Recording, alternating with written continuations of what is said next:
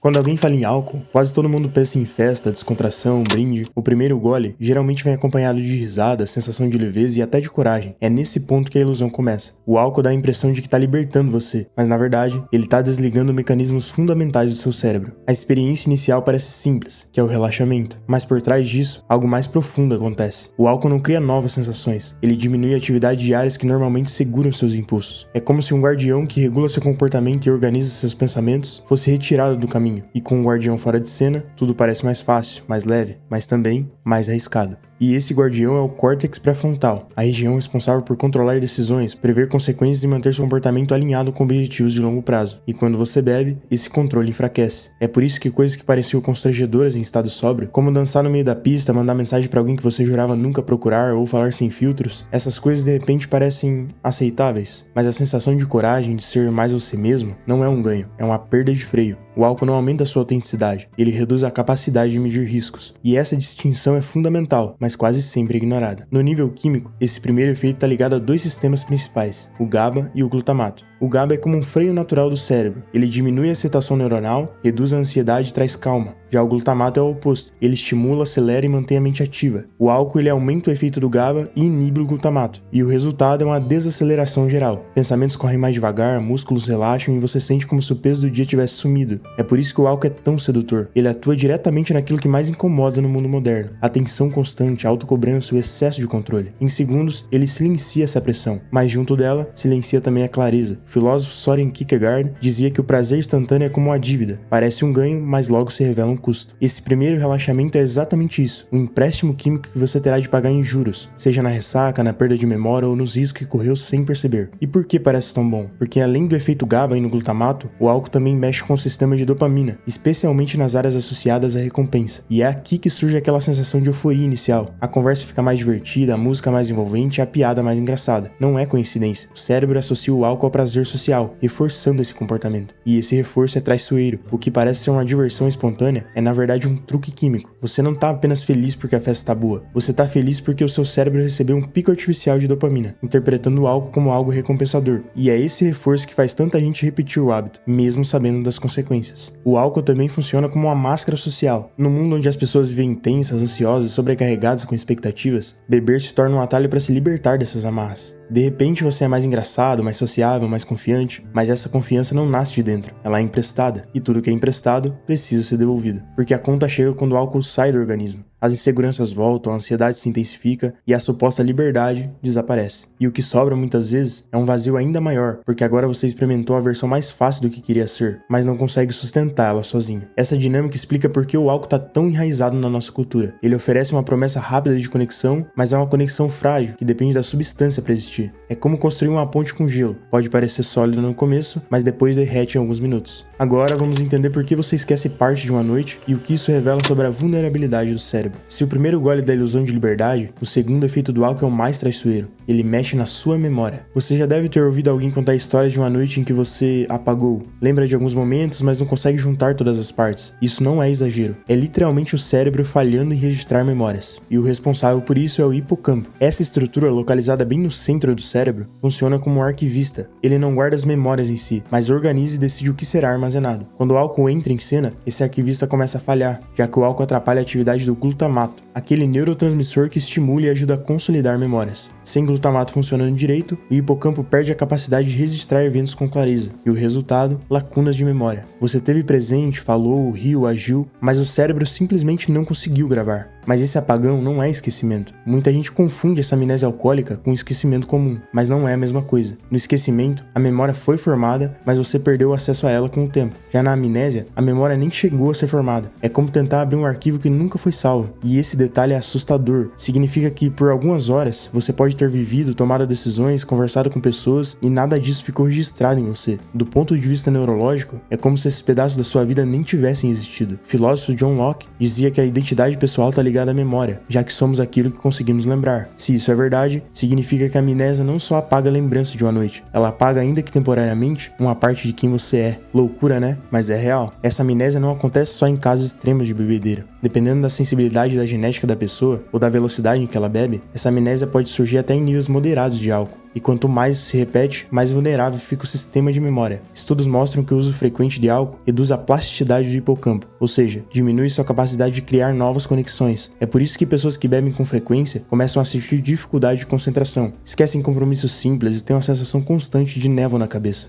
Já que o álcool não rouba só a memória das noites de festa, ele danifica a base da memória do dia a dia. E também existe um impacto psicológico. Quando você acorda depois de uma noite de amnésia, o vazio não é só físico, é existencial, porque você percebe que perdeu pedaços da sua própria vida. Não sabe o que disse, como agiu, nem como foi visto pelos outros. Essa falta de memória deixa espaço para duas sensações corrosivas, a ansiedade e a culpa. Ansiedade porque você não tem certeza do que fez, e culpa porque imagina que pode ter passado dos limites. O poeta Charles Baudelaire, que falava sobre os excessos, escreveu que o álcool é um veneno que empresta asas, mas cobra o preço da queda. Mas os danos não param aí. Ele também mexe com a forma como você descansa. Mesmo quando você dorme, o sono não tem a mesma qualidade, e isso afeta não só o corpo, mas também o humor e a saúde mental. Então, vamos ver como o álcool sabota o sono e por que a ressaca não é só um cansaço físico, mas um esgotamento neurológico. Se a primeira ilusão do álcool é a coragem e a segunda é a memória, a terceira está escondida em algo que todo mundo subestima, o descanso. A maioria pensa que beber ajuda a relaxar, dormir melhor, o famoso vou tomar uma taça de vinho para pegar no sono mais rápido. E é verdade, o álcool realmente encurta o tempo que você leva para adormecer, mas esse sono não é restaurador, é um sono falso. E o que acontece é que o álcool altera profundamente a arquitetura do sono. Enquanto você deveria passar por ciclos naturais, indo do sono leve ao profundo, depois ao REM, que é aquele estágio dos sonhos que você já deve ter ouvido falar, pois é, o álcool embaralha essa sequência.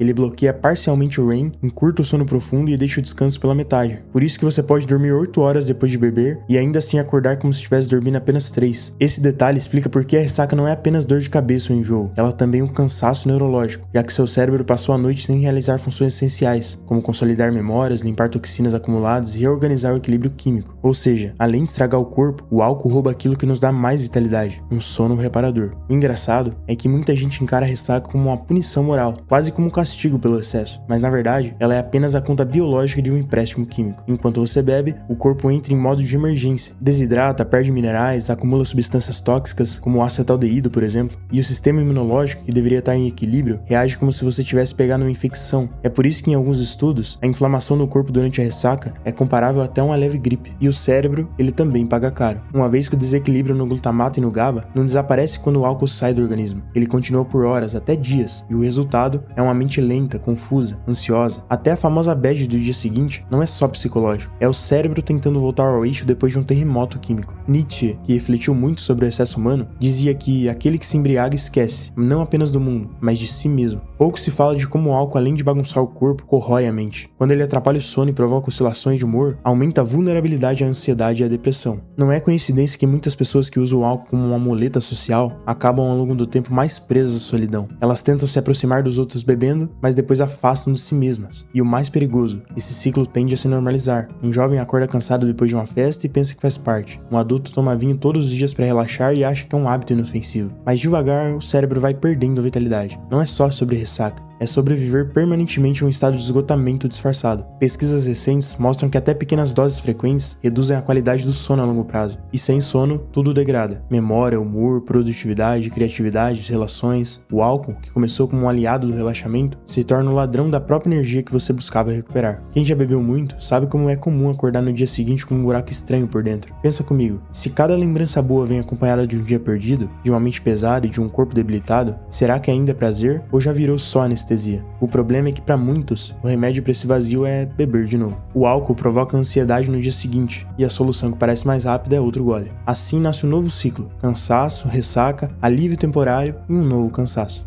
Uma espiral que não rouba apenas dias produtivos, rouba anos de vitalidade. E aos poucos a pessoa se acostuma a viver sempre um pouco abaixo do próprio potencial. E o pior é que isso parece normal, porque todo mundo ao redor faz o mesmo. Mas normalidade não é sinônimo de saúde, e é nesse ponto que a reflexão precisa acontecer. Se o álcool não só rouba memórias e lucidez, mas também o sono e a energia que sustentam a vida, será que vale tanto a pena? Eu queria saber de você. Você já sentiu esse vazio depois de uma noite de bebida? Conte aqui nos comentários. Sua experiência pode ser a chave para alguém que também está passando por isso.